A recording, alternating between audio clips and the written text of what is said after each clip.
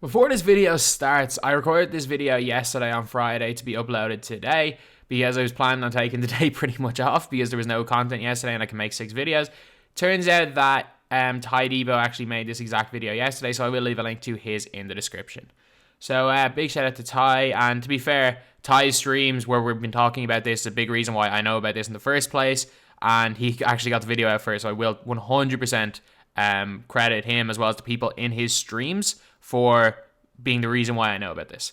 But anyway, now let's get on to it. What is going on, guys? DBG here, and in this video we are going to be talking about something I've talked about in a lot of other videos when I'm going over new players. I've had a look recently at this stat because we've kind of realized how important this stat, this one specific stat we know is really important, and there's another few that a lot of us have kind of looked at and think maybe they could be important, maybe they're not, but we're not 100% sure. So basically, this is not something you're going to find on a card. This is something you're not going to find, well, it is something you're going to find in a card. It's not something you're going to find but on looking at 2k MTDB or something. It's not a stat that you're going to find, but it makes a massive, massive difference, especially with the way most people play in NBA 2k20. So if you guys are new to the channel, subscribe. We're trying to hit 200,000 subscribers as soon as possible. And right now we are 16,000 off, I'm pretty sure. Yeah, we are less than 16,000 off, so just over 15,000. So anyway, yeah, that is pretty much it. Now we're going to get onto it. So lads, what this stat is right here, it's not even a stat, it's a tendency. So I'm trying to go what my actual team is. This definitely isn't my team, but you know what? I'll use it here. I'll use this one here.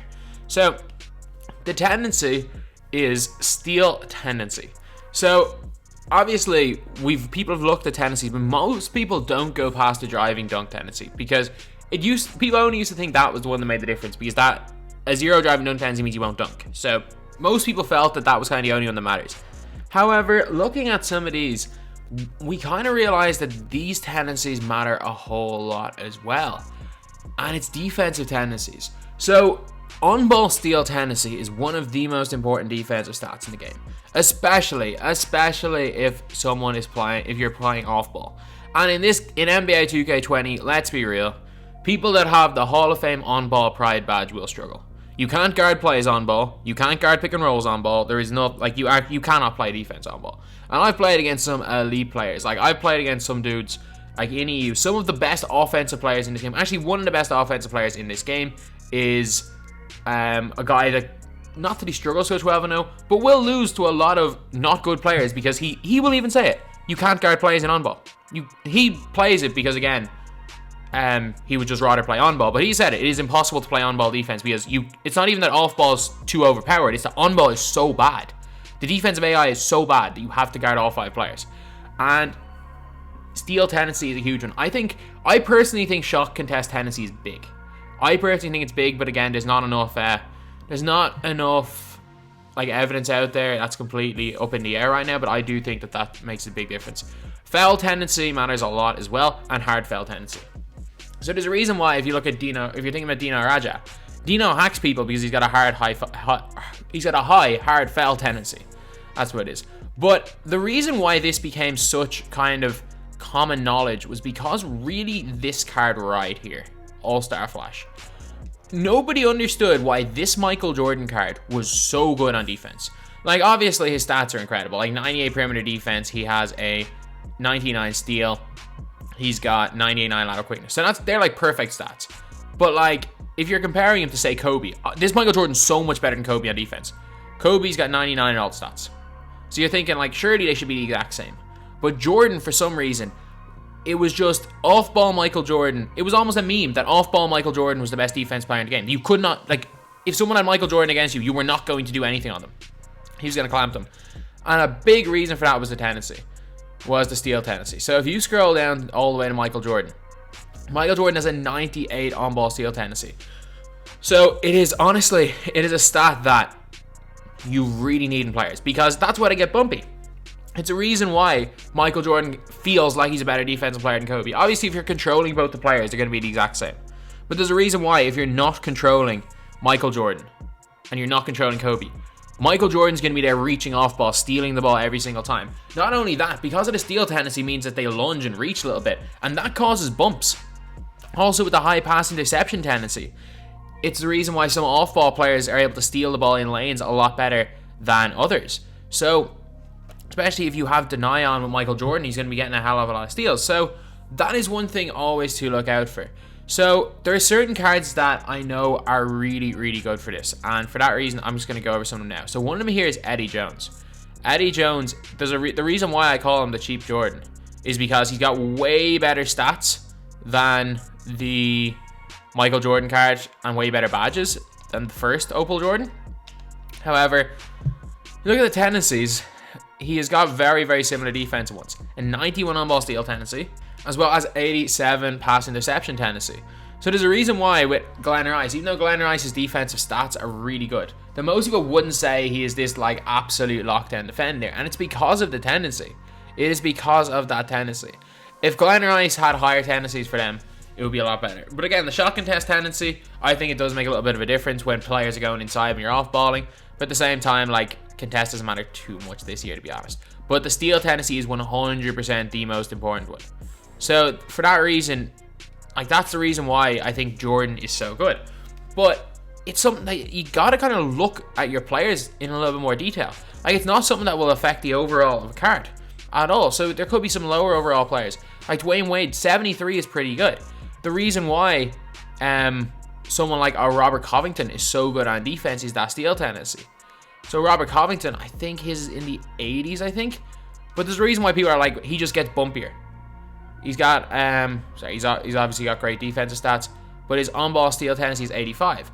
So, like, there's a reason why when people are saying certain cards just don't feel good on defense, I don't know why they don't feel good. Or Jordan just feels better than all of these other players.